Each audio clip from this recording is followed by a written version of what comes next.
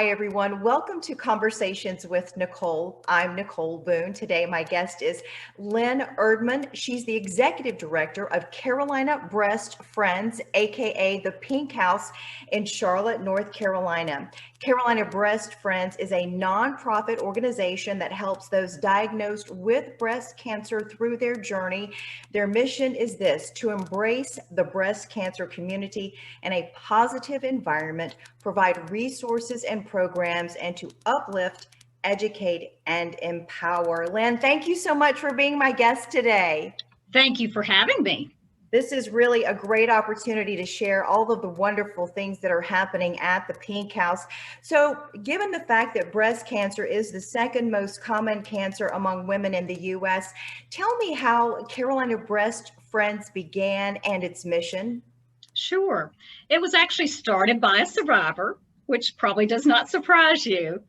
Right. Christy Adams-Ebel is the founder of Carolina Breast Friends. She was in her early 30s when she was diagnosed with breast cancer.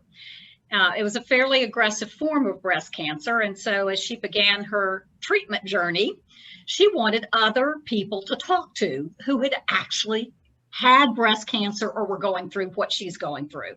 Right. She kept trying to find them at chemotherapy and different places that she was going for treatment, and she couldn't find enough of a gathering. So she ran an ad in the Charlotte Observer and said, if you have breast cancer and you would like to talk in a group, then call me. And so sure enough, people called, and pretty soon she had 50 women that were meeting in different people's homes, in churches, in schools, wherever they could find a place to meet. And she had this vision of forming what she always labeled as a safe place for survivors to gather together and talk about their journey and all of the struggles and all of the celebrations that go on when you have breast cancer. And so her dream was to have a permanent home. Yeah. And sure enough, now we have Carolina Breast Friends, aka the Pink House, and we are the Pink House. And unfortunately, Christy lost her battle not too far into the journey, probably about 4 years into it. And she actually formed the group in 2003.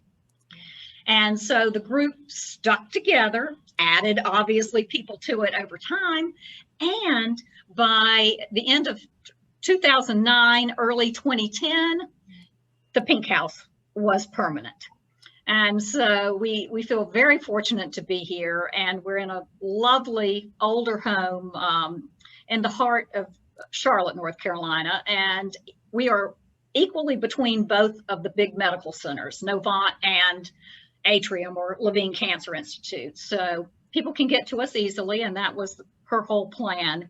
And so we have collectively work every day for Christy, and her dream and her vision, and her husband continues to still be involved. And so he's a great supporter, and his new wife is too. That's a beautiful story. And in researching the organization, I read her story and I saw her pictures, and she was such a beautiful young lady. And yes. But think of her legacy now is incredible. And so, you know, for those who have come behind her to be able to come to the Pink House, get these resources and be a part of these programs, it really is life-changing. So I have to think that you probably think she's looking down from heaven on all the wonderful things that are happening, and that her husband is still involved to this day. I think it's a beautiful story. Even though she did not survive, she really is making a difference in the lives of so many others. Oh, just incredible difference. And much of the vision that she thought about in the early beginnings of Carolina Breast Friends has totally come to fruition. She wanted more than just a support group. We now have more than 30 programs a month. So we have the survivors nights and the support groups, but we have so many other things, from craft classes to yoga to Zumba, which we've added recently, and people love the Zumba. Good. To, you know, strength training, you name it. All the things that can help you along your journey. And her belief, And our belief here at Carolina Breast Friends is it's not just when you're diagnosed and when you're going through treatment.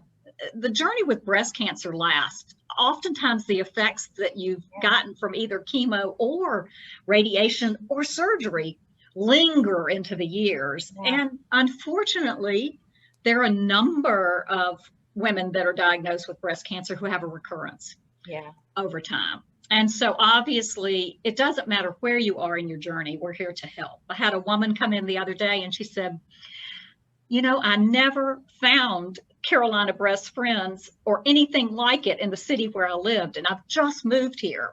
Wow. And she said, I am new to Charlotte and I'm 4 years out of my breast cancer diagnosis. But when I saw what you do online, I had to come. She said, I have never had this type of support, and this is what I need. And she said, I know I've been diagnosed for a few years, but you know, and that's why we exist. Gosh, that's powerful. What a testimony. And I'm sure you hear that same testimony over and over again, because support and camaraderie and feeling like you're not alone has to be so key in getting through the journey. One of the most unique programs, at least I think it's quite unique, is that we will match any person diagnosed with breast cancer with what we call a mentor. So when you're diagnosed, we matched 2 people this morning that came in to the Pink House. When you're diagnosed, it's nice to talk to people in the medical field, but it is really nice to talk to somebody who's got a similar age, similar diagnosis, maybe the same number of kids, you know, or a living situation, whatever it is. And so we have people come in, and that is one of our unique programs. We have a lot of mentors in all ages, from their 20s all the way up to their 80s. And so we can match certain diagnoses with, you know, or age, whatever the person is interested in. Sometimes it's the type of surgery that they're going to have. You know, if they're going to have a particular reconstructive surgery, they want somebody that's also had that, so they can talk to them. So sometimes it's different mentors for different things along your journey. But that is one of the things that I think is unique. And that's where we get a lot of referrals from the hospital systems, because they don't have that capability, a lot of it due to HIPAA.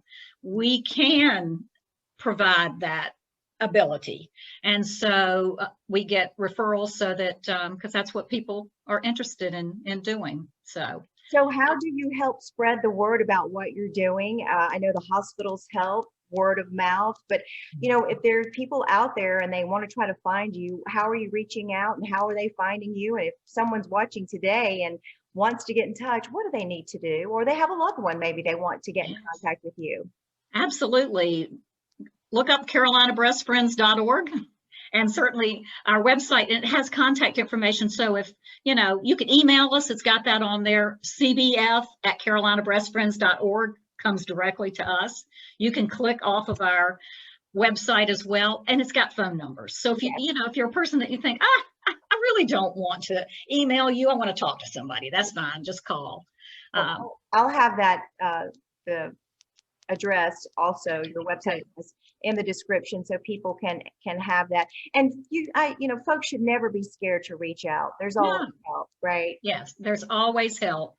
And you know, you think back in this year we've just been through in the pandemic, I think how isolating it is and how hard. We had so many survivors that they got the diagnosis by themselves. Nobody could go with them. So they're hearing the words, you have breast cancer, and not a soul sitting beside them, except the physician and maybe the nurse that's working with them. And so then we get the phone call, or they stop by here. We never closed during the pandemic. We did have to go remote for a period of time, but we were not closed. We were still mailing comfort bags, which is something we mail out to all new survivors, which has loads of goodies in it. You know, providing mastectomy pillows, bras, prostheses, all the things that you still need, because breast cancer didn't stop when the pandemic hit. It didn't take a break. Yes. Well, that's wonderful. I know those folks that were receiving that information and those products and services virtually, and getting those care packages probably was needed more than ever before, considering, you know, they couldn't come in. So if people want to help, people want to volunteer, people want to donate, what's the process there? What are you looking for? What do you need? Well, just reach out. We've got a number of volunteers that are helping us right now, because of course that was a challenge during the pandemic as well. You couldn't come into the Pink House to volunteer for us. So we had a number, we got creative, obviously, but we have a number of groups that actually come and pick up our empty comfort bags and we give them a list of what we provide in the comfort bag. They go and either purchase the supplies or, you know, however they wish to put it together, bring them back to us. And then we add the individualized items that have to do with Carolina Breast Friends. And that is truly a gift, because it helps us.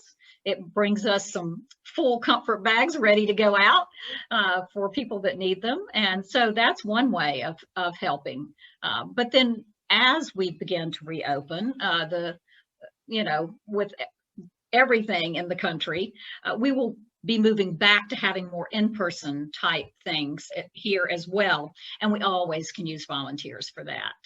And what about upcoming fundraisers? Obviously, you are a nonprofit, so you need the community's help. Talk about that. We had one last night here, the first one in a very long time, as you can imagine, and it was a huge success. So it was outdoors.